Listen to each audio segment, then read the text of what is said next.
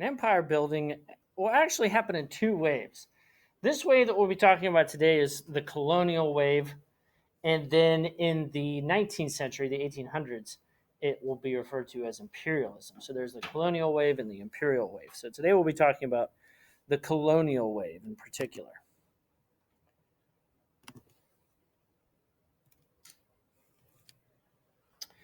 And the Europeans, of course, needing more resources for this ever expanding empire, needed overseas territory.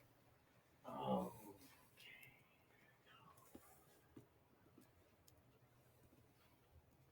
Something to behold, I'll tell you.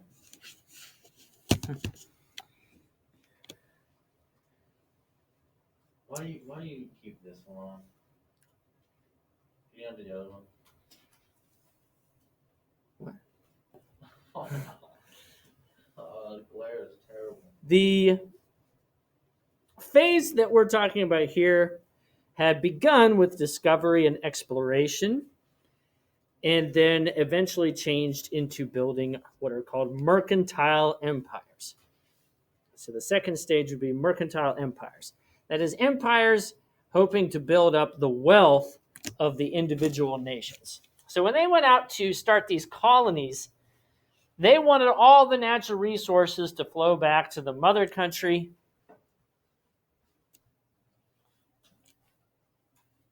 And then they wanted to be able to take these raw resources and manufacture goods and then sell them at home and abroad. They did not want the people within their own country or the colonies buying from anybody else.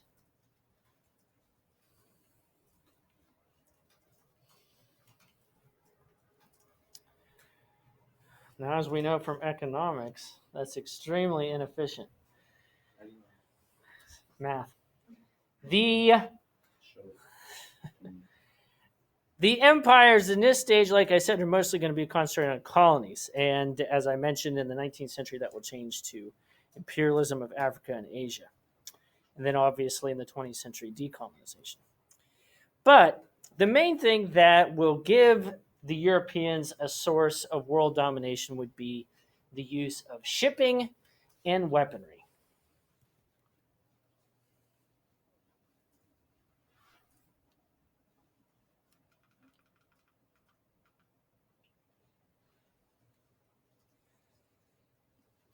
So, what's that? That's the caption, I believe. It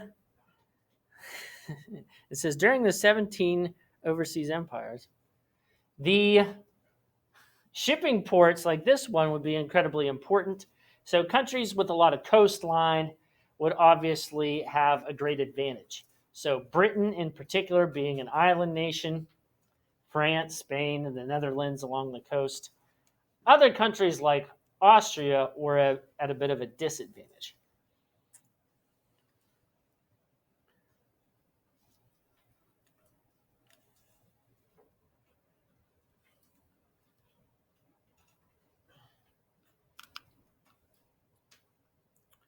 So the mercantile empires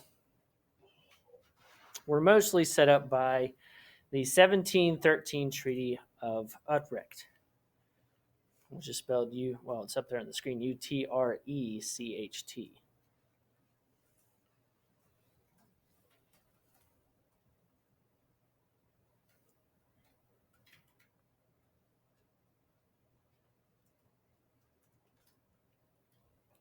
Spain had South America, except for, does anybody know what country? Yeah, Brazil, yes. Brazil would not belong to Spain. That's why they speak Portuguese there. And then also parts of North America, like Florida, for instance, and the Caribbean, parts of the Caribbean as well. Britain will have the North Atlantic Sea coast.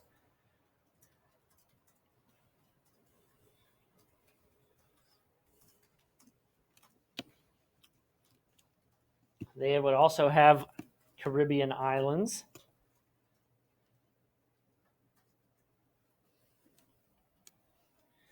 And some trading posts in India, but they will not control all of India yet.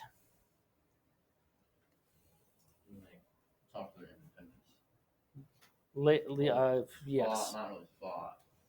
No, it was mostly through civil protest. There were some violent uprisings at the end. Was it Gandhi? Gandhi was the main Indian nationalist leader, yes. France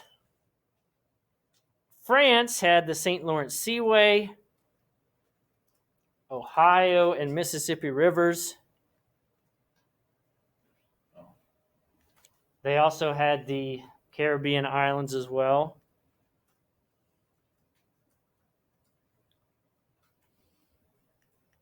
Caribbean. And trading posts in India and West Africa. How do you say Caribbean, Mr. Smith? Caribbean or Caribbean? Why do you say it like that? Huh? Why do you say it like that? Because it can be said either way. Caribbean. Caribbean. Caribbean. And then there's the Netherlands. The Netherlands had one post in South America.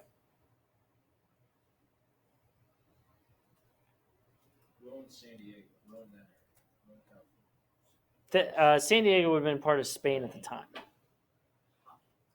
Asian people never. I guess that's really big. It is a pretty big distance, yes. Who owned Hawaii? Anybody who didn't even know that existed? That was held by Native Hawaiians. Hawaii. When did like the rest of us discover Hawaii? America found Hawaii. I don't know when the first explorers. It had to be the 1700s, I think. Holy crap! Look at this society. It's kind of weird. In the middle of nowhere. Yes, and they even had a royal family and all kinds of civilization. Yeah. Then eventually Americans started plantations there, and we said, wouldn't it be nice if we controlled this? And so they said to the queen, "You're not in charge anymore." Yeah, she had to accept it because the American Hawaiians, like they were literally like Americans lived there and they were born there. But They were in the minority. It was mostly because we had a navy. But then the cane families, sugar cane. Yes, the plantation owners in Did particular. the Hawaiians, you know how they got there? Like how their people got there? Well, they have mythology and things like that, but many anthropologists believe, like other Polynesian peoples, they gradually island hopped over centuries. But there's no islands near Hawaii other than the other Hawaiian islands. There'll be a couple islands for the ice age. There might have been. I'm not aware of what islands disappeared because of that. But anyway, the Netherlands also held places in West Africa and India. They weren't necessarily in the business of holding large-scale colonies. That was much rare for them. They were more interested in lucrative trading posts. But the mercantilist goals, like I said before, was to promote national trade and accumulation of gold and silver.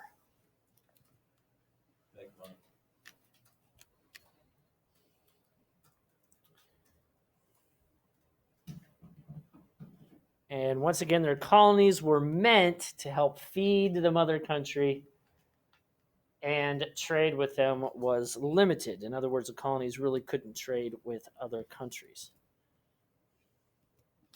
Probably the greatest tension was between the French and the British. When exploration first started, it was between the Spanish and the Portuguese for about 10 minutes, and then over time eventually developed between the French and the British.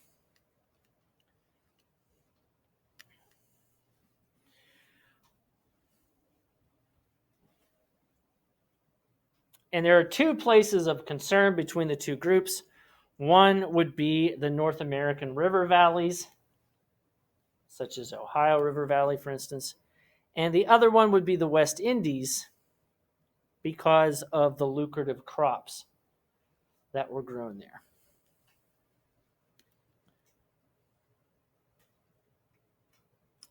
India, in the meantime, even though there was some rivalry, they, like I said before, they didn't necessarily have large swaths of territory or anything like that. So they were mostly concerned about the posts, which were also called factories. The system that most emphasized mercantilism was probably the Spanish colonial system.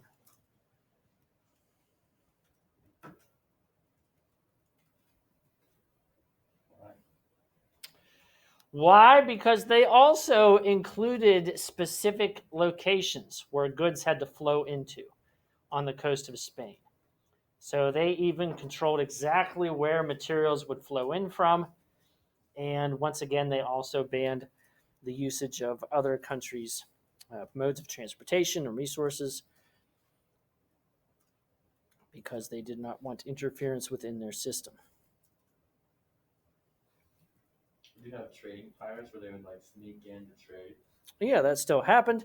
And that became one of the biggest expenses of the Spanish, was making sure that their navy could patrol and stop those kinds of things from happening. And of course, the Spanish, Spanish had a pretty big fleet, didn't they? yes, they did. Like an armada or something. Mm-hmm. And the only territory that they don't control on this map that's not that's labeled, would be this viceroy of Brazil that belonged to Portugal. All of these other points were divisions of the Spanish Empire. How do they know how big Brazil was? Well, they didn't necessarily know specifically, but probably by the 1700s they had semi-accurate maps of the coastline. Remember that during the exploration period earlier, they had already crossed this, especially the Isthmus of Panama, so they knew exactly what the Pacific. How they crossed if there wasn't a way to get through? They crossed just to the north here in Panama. How they know that there was a thin strip? They were just exploring. So they randomly landed right on like the thinnest part. Yep. They could have gone into Brazil and been lost forever. They could have been. People have had that happen to them. Yes. Brazil's huge. That happened in the north. Remember, Henry Hudson was lost somewhere in the Hudson Bay. Yeah, that's why he's gone.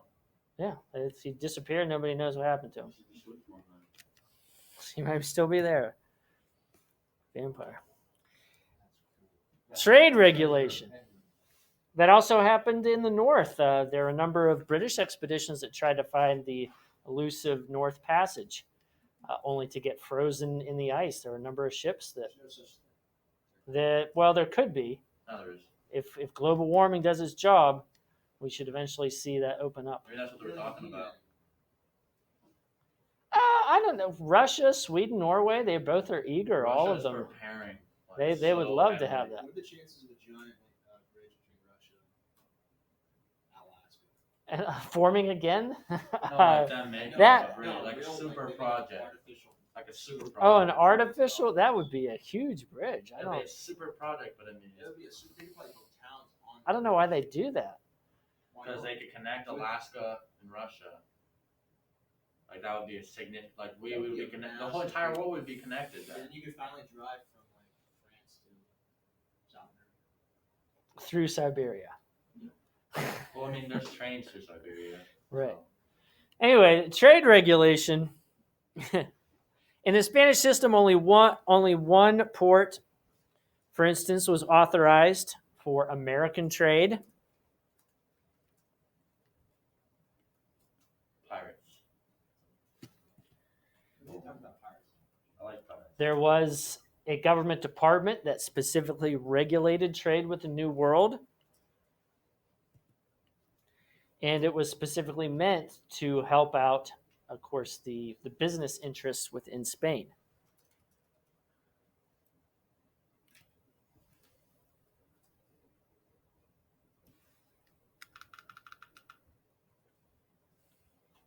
There were some reforms that happened once the Bourbon family took over the Spanish throne. And it started with the War of Spanish Succession, because that is when the Spanish Habsburgs were replaced with the Bourbon family of France.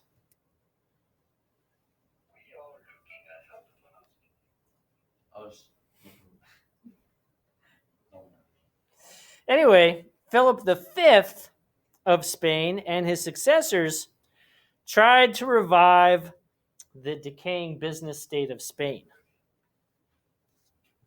And they helped to do that through suppressing things like smuggling. But that wasn't enough, because Spain was experiencing a lot of problems because of the influx of gold and inflation. So just simply stopping smuggling wasn't going to help the situation.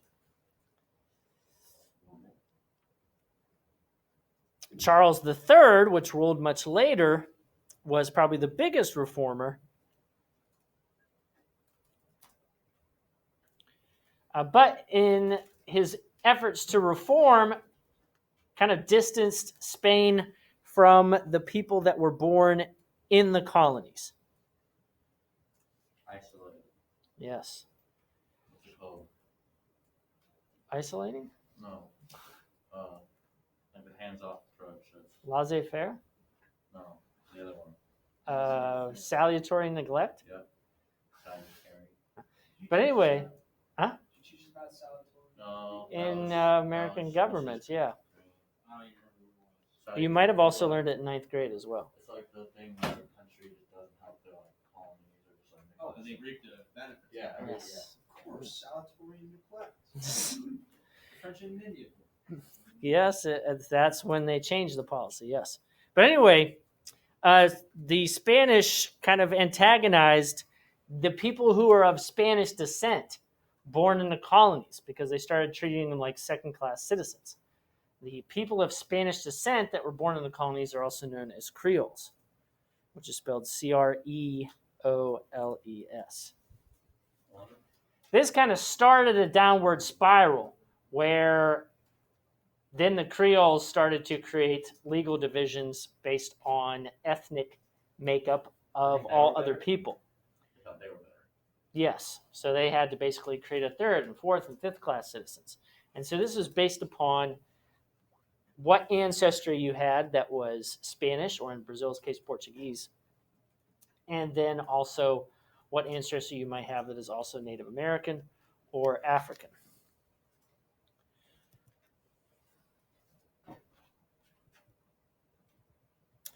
And the African presence, as they pointed out in the video, started to take place in the 1600s in a much larger fashion because of the influx of slave labor, particularly because of the labor shortage. At first, when the Spanish and Portuguese empires began the exploration process, they were hoping to use large amounts of Native American laborers. But because, as they mentioned in the video, for instance, disease, they weren't able to rely upon that. And so instead, they turned to slavery from the West African coast.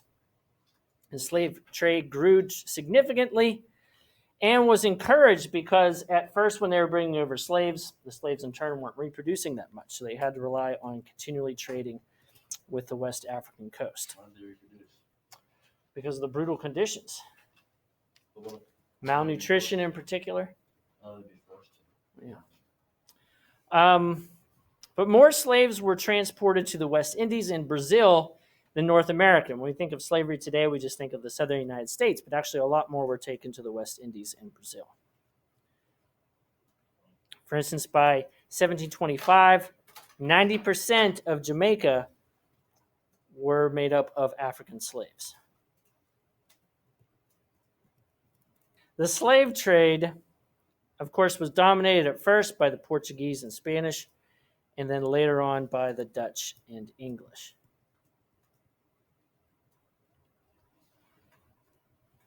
And of course, the slave routes included quite a few different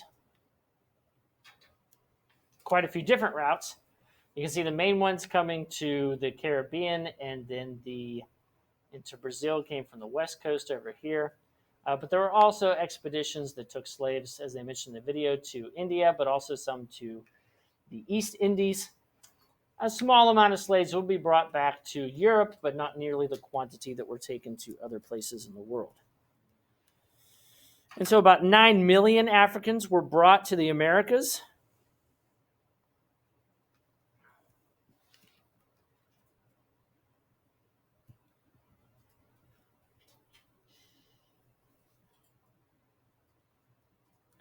Some assimilation was attempted, but often you ended up seeing cultures merged. Some aspects of Christianity, for instance, with local African religions will be found.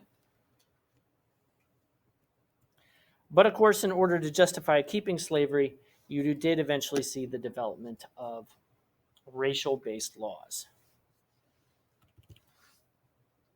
So that wasn't necessarily true the whole time, but it did eventually evolve.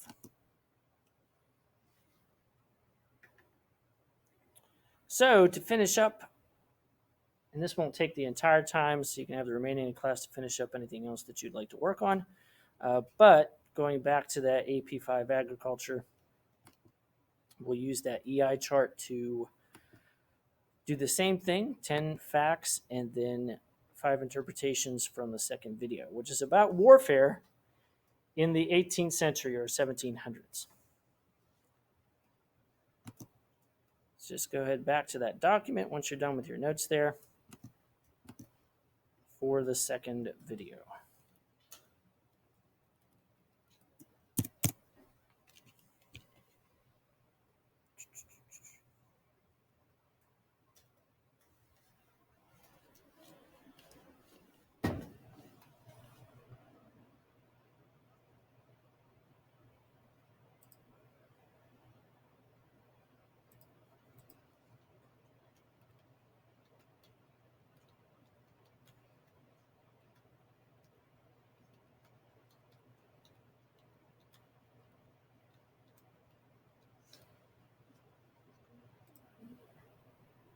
Time.